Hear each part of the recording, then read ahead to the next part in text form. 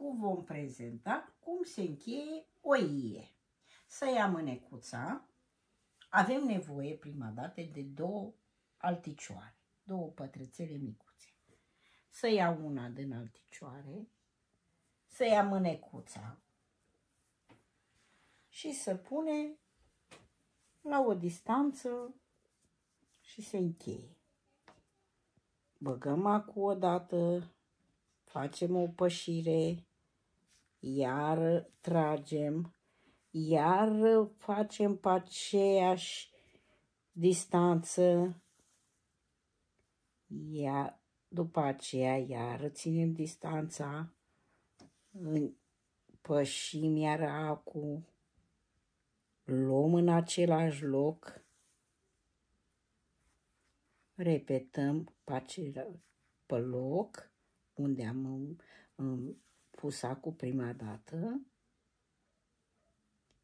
iar și așa continuăm până la capăt. După aceea, când am ajuns la capăt, avem nevoie de un ac, al doilea ac. Îl luăm a doua parte de mânecuță, o fixăm în capăt, prindem cu al doilea ac,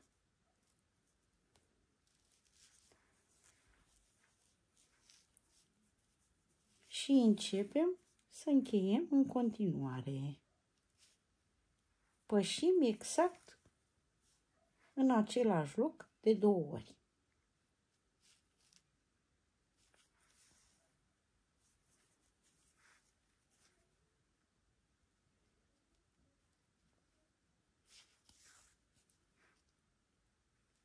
Repetăm aceleași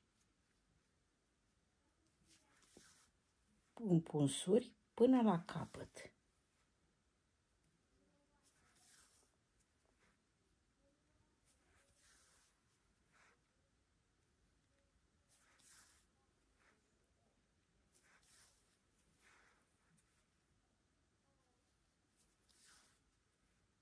Întoarcem acum, băgăm pe dedesubt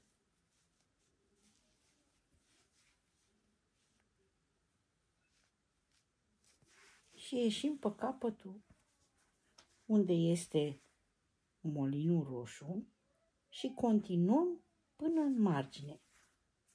Repetăm aceleași împunsuri unul după altul.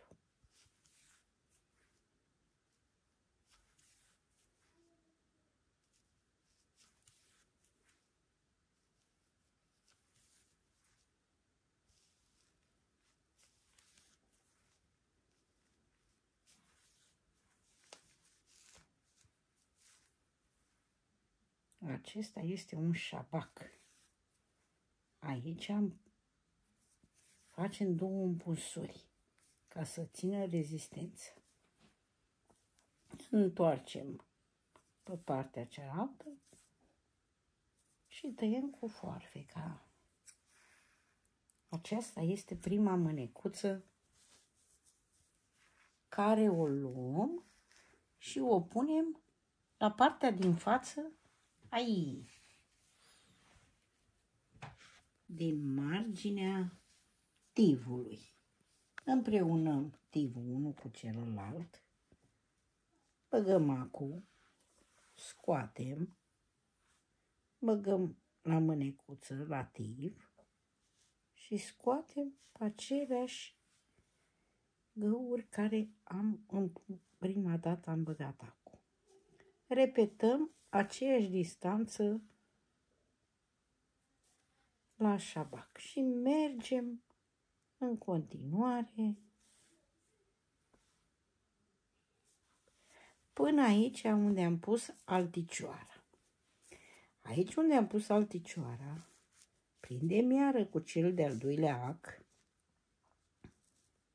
ca să putem să lucrăm. Și repetăm șabacul până în capăt.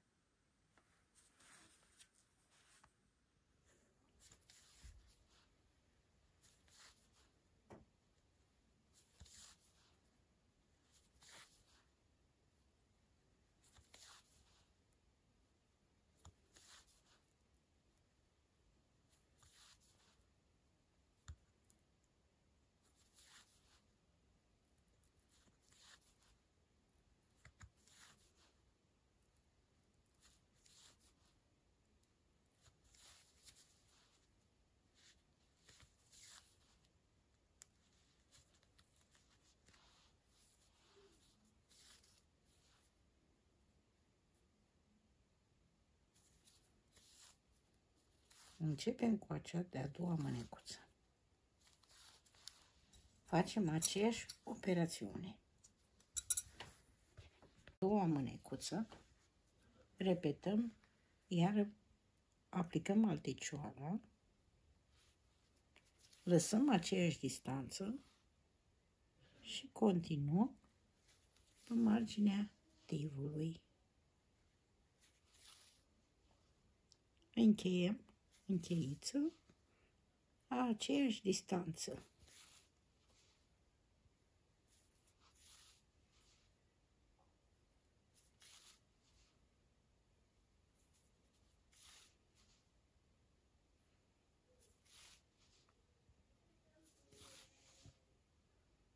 Când ajungem în capăt, luăm cel de-al doilea ac.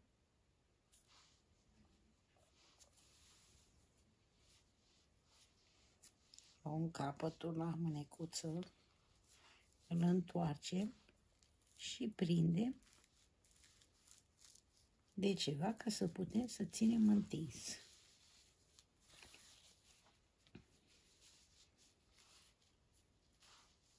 Ținem bine întins și aplicăm aceeași ca la prima mânecuță. Încheiatul.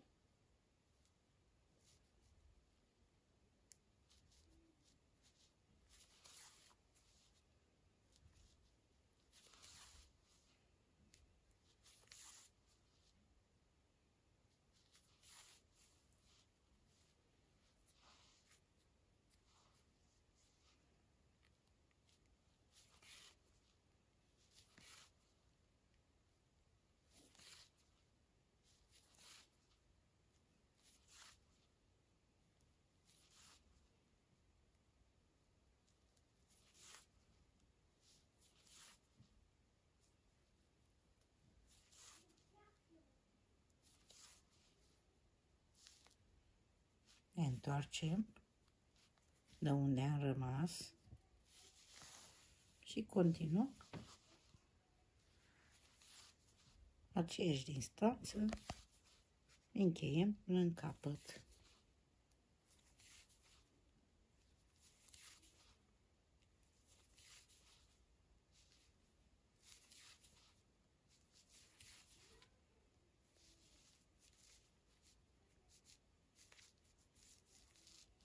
Când ne apropiem, scoatem acul.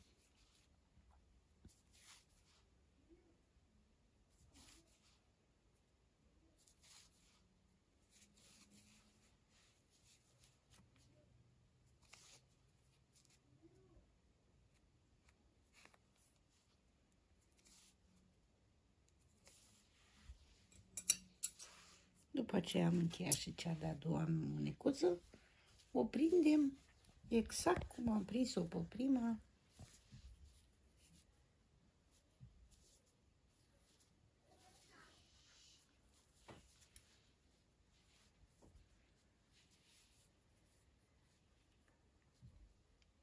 Băgăm acul și continuăm cum am continuat la prima mânecuță.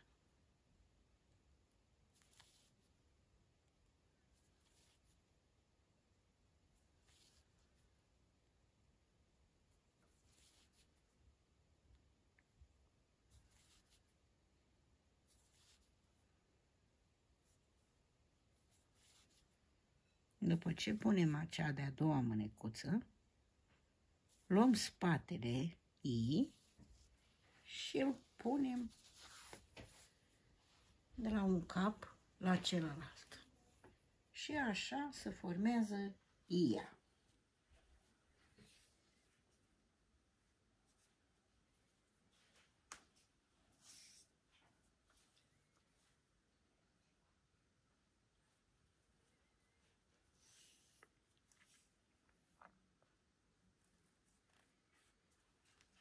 Luăm spatele,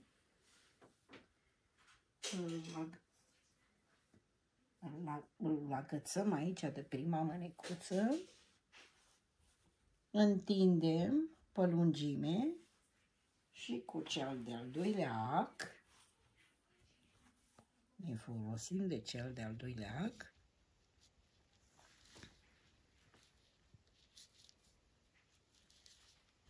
și încheiem spatele ei cu mânecuță cu tot.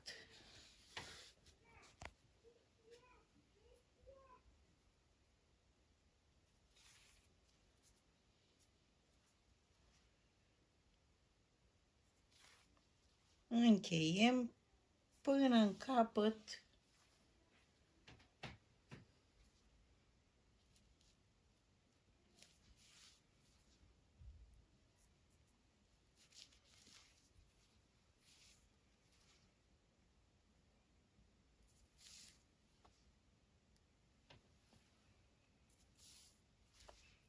mă dă 2 ori să aibă rezistență.